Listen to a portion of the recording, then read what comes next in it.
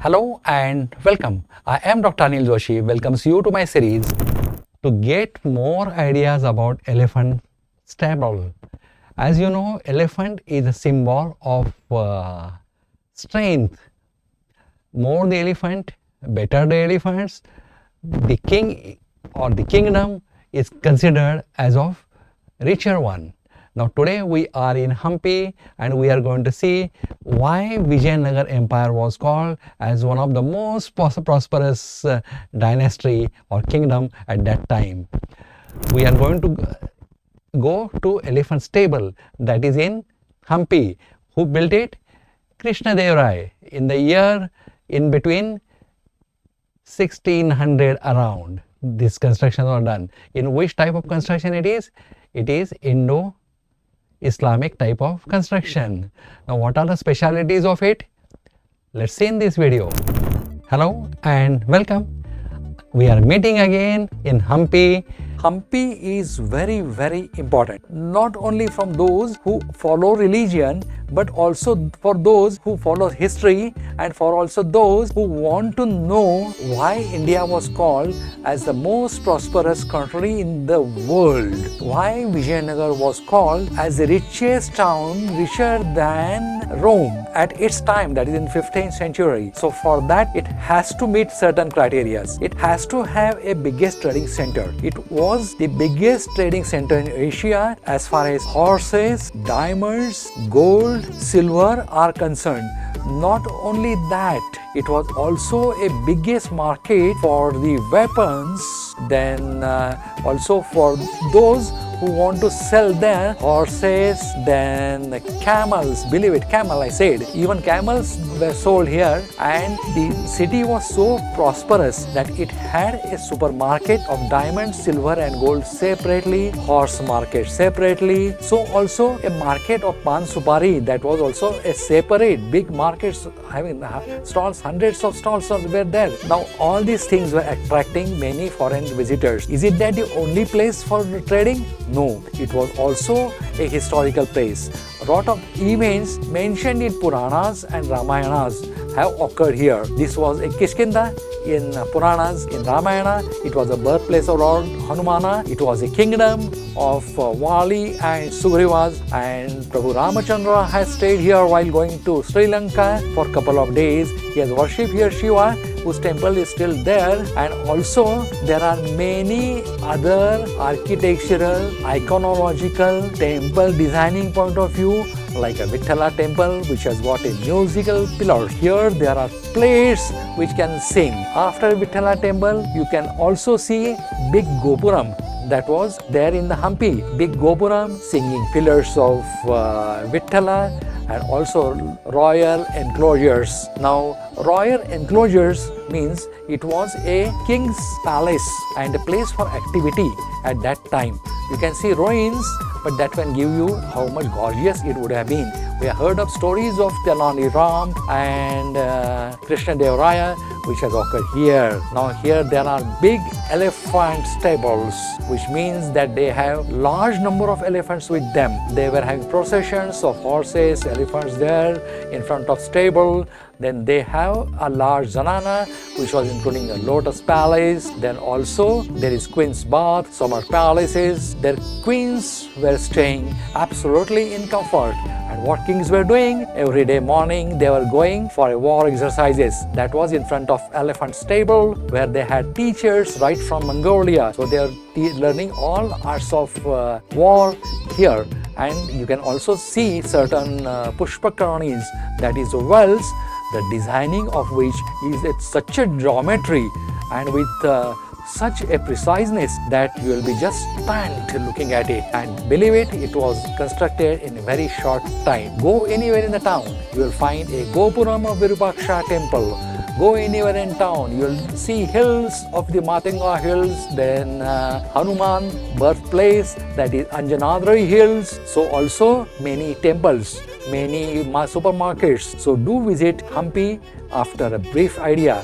Main aim of our series is to give you a brief idea about multiple monuments. However, that is not possible to cover in one lecture. Therefore, we have got multiple lectures. Stay tuned to us, see our multiple videos, subscribe to us and enjoy the wealth of knowledge and know why India was the most powerful, why Vijayanagara Samrajya was most powerful, why it was the largest supermarket, why it was attracting tourists all throughout, and what was the technological advances. Let's get going to each topic. Let's come back to Hampi as a tourist destination. Though we are seeing a lot of ruins here, that gives us an idea how much gorgeous and how much prosperous the kingdom was. Now, how to reach the elephant stable? It's very near. Once you get down at Hampi, it's very short distances, and most of the time all the tourists either come by vehicle or they take the auto there, and they are safely taken to all these sites and given a brief introduction by auto drivers or by the local guides. The elephant stable is one of the few intact structures in Hampi. It is comparatively less damaged. Other structures, though damaged, there are reasons for it. Most of them were of wooden, so they could not withstand the time, and second were destroyed after Krishna Deva Raya lost at Talikota. Now, placed within a short distance of ZANANA enclosure and the guards' quarters, the stable is situated in the easily accessible area of Hampi. It is also one of the few buildings in Hampi that require tourists to have a ticket to visit it. But one thing we are very sure, though there are tickets, though we are paying for it, in a way they have maintained it, in a way the plants are maintained, in a way the greenery is maintained. I think they deserve a credit, they deserve a compliment, and also ASI department. One of amongst the few destroyed structures in Hampi is the elephant stable, and that's why it is major tourist attraction, and this is one of the place which is not present in other tourist spots. Now there is a long building in a row, and it has got chambers, as though you are finding that the place is meant for the parking. Now there are 11 dome tall chambers, some of them are interconnected. The center of one is spatially decorated and big, so it must be for the royal elephant. The central one, a big, more decorated. Probably the musicians and associated band troops had been using this during the ceremonies involving elephant processions. Though on auspicious days there was a parade by the military, as well as the demonstrations of the elephants, the horses, and the warriors used to make a appearance in front of people that was giving a strength to the empire. A set of large stable are part of the ceremonial royal elephant because people were coming to see it. They were allowed to see these in that period, so a lot of people were coming, they were enjoying it, and the area in front of them was a parade ground for the elephants as well as troops. The another structure that portrays is the Islamic style of building. It's very interesting. If you see this building, now we'll come to photographs of it. It has got three structures, that is Indo-Islamic, then Buddhistic, and also Jainistic. So all these three types of temple architecture you'll find here, and we are going to come it. I'll show you in a picture how they look like. Elephant stable in one of the, it is where you locate it on the east of the Lotus Mahal. Once you come here to the ZANANA, once you cross it, you will enter the elephant. There you will see 11 domed buildings as well as a big ground. Each of the dome has a large chamber with a painted ceiling. The interior are left to right symmetrical from the central entrance. The elephants have always been termed as a royal animal used by the kings and the princes to fight and show their strength, their wisdom, their wealth, and their strategies in the war was depending on the strength of elephants. The Vijayanagara Empire was rich and wealthy, and that can be made out from their number of elephants and type of element they had. That was giving a good idea about how much prosperous this Empire was. Now let us go to the historical aspect. The elephant stable was constructed in 15th century during the region of the Vijayanagara Empire. As the name indicates, the stable was constructed to house a royal elephant of the Vijayanagara Empire. The elaborate structure indicates the importance attached to the royal elephant during those days. It has got a larger stable which is larger, taller and also more well decorated. It is suggested towards the amazing craftsmanship of the artist in that era. So always they were demonstrating something different in their architecture. That's why there is called a Vijayanagara type of architecture.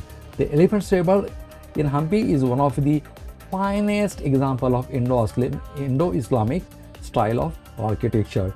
Though most of the structures and monuments in Hampi are built using the Vijayanagara style of architecture, a few structure displays Indo-Islamic style that we are seeing also when we have seen a video of Royal ZANANA. If you are not, do visit it and enjoy how elaborated we have gone into the detail and shown how Indo-Islamic architecture is implemented there. The elephant stable is a prominent building in Hampi that displays a beautiful architecture. It's a long building and it has got a rectangular shape. The building has a row of elephant, huge dome chambers. Each chamber is large enough to accommodate 2 elephants at a time. The central one is for royal elephant and is larger. The dome chambers are incorporated with large arched openings. The walls between the arches have a small doorways that is for the mahout to cross from one to the another. There is no signs to indicate that the chambers had any doors since there are no door clips. Early chamber contained a small opening at the rear side, maybe to bring the grass or for the mahouts to enter and exit. That might be for them. So every time they cannot go from the front side. For minor things, for cleaning purposes, the door was different. The building also contained a concealed staircase that leads to the roof of the building. The chambers of the building have a high ceiling. The central chamber contains metal hook embedded in the ceiling. This hook was most probably used to tie the elephant during the days of the Vijayanagara Empire. The hook could also be used as a pulley by a mahout to set a hover on the back of the elephant. Now this is a panoramic view.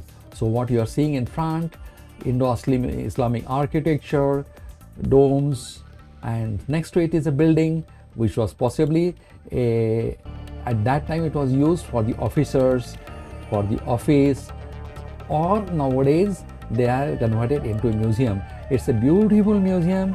You must have a look at it. There are a lot of monuments which you must visit and they are really good. You will get more idea about how much prosperous this kingdom was. Now there is a big ground in front of the stable in which the children can play. There is good lawns. Then you can spend some time here. Though it's very hot here, you can make the use of the tree shades. You can spend some time and just close your eyes and think of all these cradles, all the stables are full of elephants. Then there are military marching, there are horses and a king himself supervising all these things. The uniqueness about the elephant stable is the distinct central dome. We are now recollecting the uniqueness. So the central is different, is most decorated, is most heighted. It is meant for the royal elephant. It represents as others Indo-Islamic architecture, and there's hook in the center which is used to keep the ambari, what is called, that means a structure on the elephant in which the king sits. Each of the domes was decorated with ornament, plasters and interior decorations. So this is just to recap. Let's have a closer look at all these structures. Absolutely stunning, absolutely well preserved, and have a difference in between a Vijayanagara style of construction and Indo-Islamic. One of the best part is the adaptability, and here what adaptability we are seeing, there is equal importance giving to Hinduism, Jainism and Buddhism. So this was the glorious part or best part of the all kingdoms here. And second is the changes in the architecture, changes in the designing, they are adapted during the days. You can imagine when elephant stable was so decorated, how much should be decorated? Buildings for the kings, palaces for the queens. And here one certain things you will see is most of the kings were practicing their war practice in the area which is shown here. And there is one carving here which shows that there is a Mongolian master which is teaching the king art of war. So all the kings were used this area in the morning for their war practice, and that was the best part of their kings. So they are always ready and they are always skilled in all sorts of war techniques, whether it is of the Indian style or it is of the other style including that of Mongolian. That carvings tells you clearly the master teaching the king how to fight, and usually the routine of the king was to spend some time here, practice the war, then take the bath, do the rituals and go to the royal enclosure. When we will see royal enclosure, you will find out how much gorgeous it is. Only thing is, the palaces, many structures were constructed in wood, so they are ruined. However, the platform, the plinth was by the stone which is still seen. With that, we are coming to end of this lecture. I thank you for giving me your valuable time. Goodbye, good luck, and see you in our next video. We have got lot of informative videos, so we are going to meet frequently and we are going to have more sharing of knowledge. Thank you, goodbye and take care.